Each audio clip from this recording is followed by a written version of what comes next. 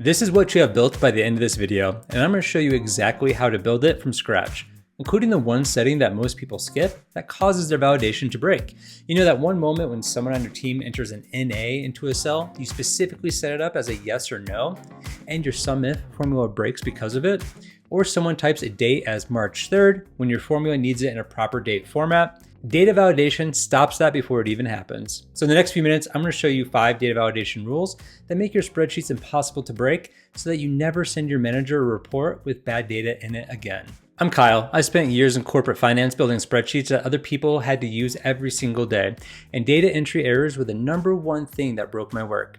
So I'm going to show you how to set up data validation that actually protects your spreadsheets. 5 steps, starting with the most common mistake. We're going to start with a drop-down list. I have an expense tracker here, and the department column needs to only accept specific values.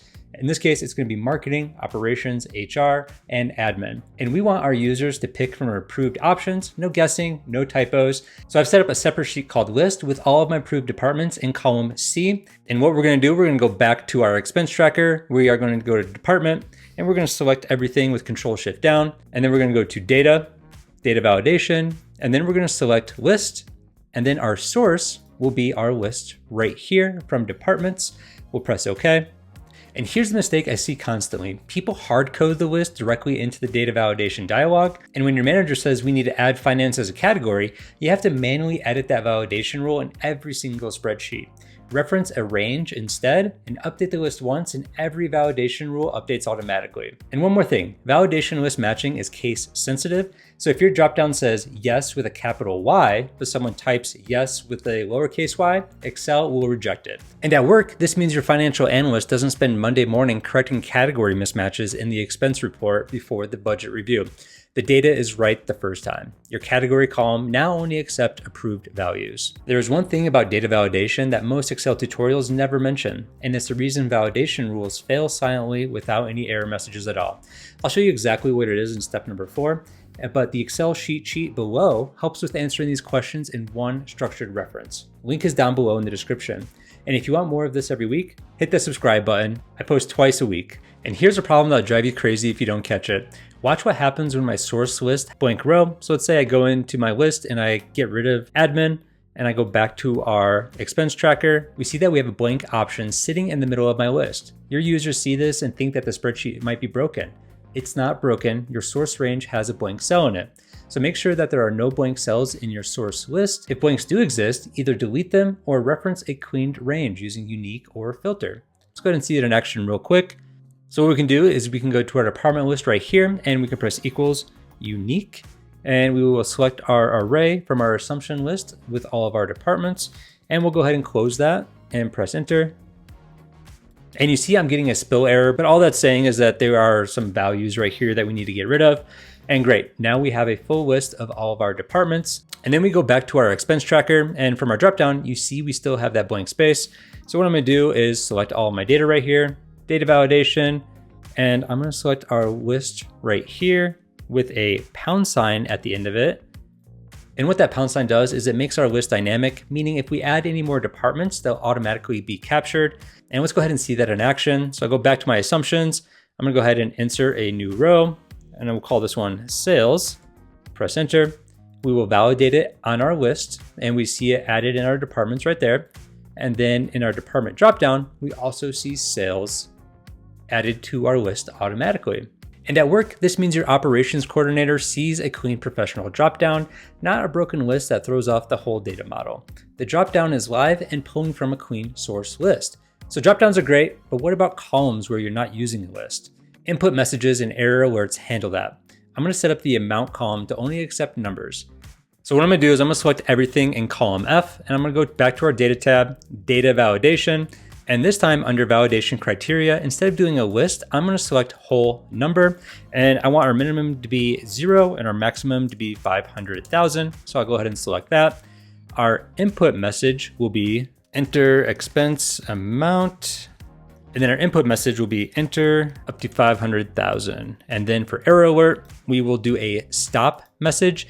And instead of warning or information, we want to select stop because that will stop the user from being able to bypass it. With a warning or information, a user can go in there and input whatever they want. So we want to stop one, and that will stop a user from putting in anything different than a dollar amount. We'll press OK.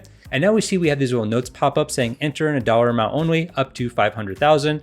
So if I go here and I type in airline, I get a stop error saying this value does not match the data validation defined for this cell, which is great. And I can press cancel. But let's say I do 501,000. I get the same error. So we set up parameters specifically for our column, and that way we avoid any data issues. And at work, that means your line manager can't accidentally put in $999 million or whatever it might be. Invalid entries now trigger an error before they reach your data. And your amount column is locked down, only valid numbers can get through. And most data validation tutorials show how to set up rules. Here's what they don't tell you. Rules can be completely bypassed without Excel showing a single error.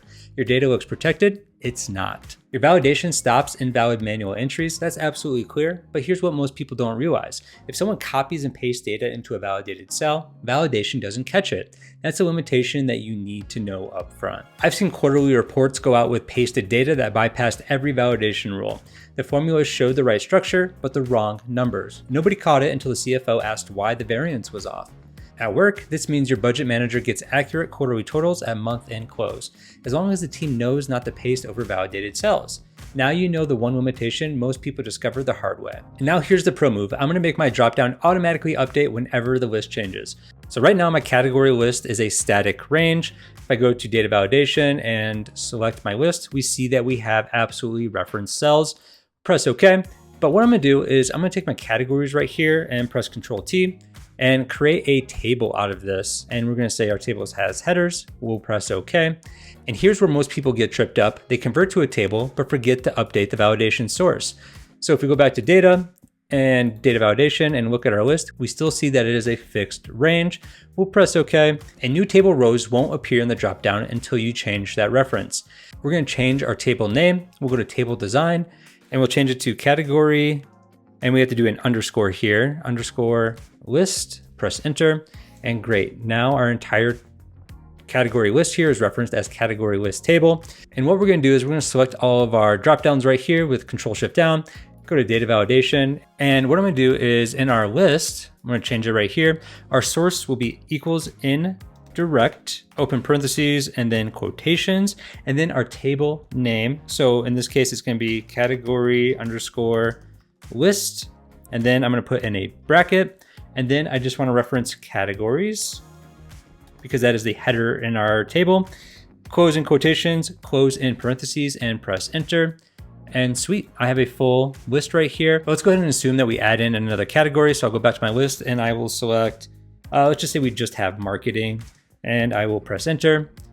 Go back to our category list right here. And excellent, we see the marketing automatically captured. And this has no rules, no edits, it just works automatically for you moving forward. And at work, this means when HR adds a new department or when finance adds a new budget category, your validation dropdowns stay current automatically. The entire sheet is now protected from accidental changes. You now know how to build dropdown lists, add error messages, restrict numeric entries, and make your validation stay current automatically. So if you want to take this a step further, I have a video on data analysis right up here that pairs perfectly with data validation. So go ahead and check that one out next.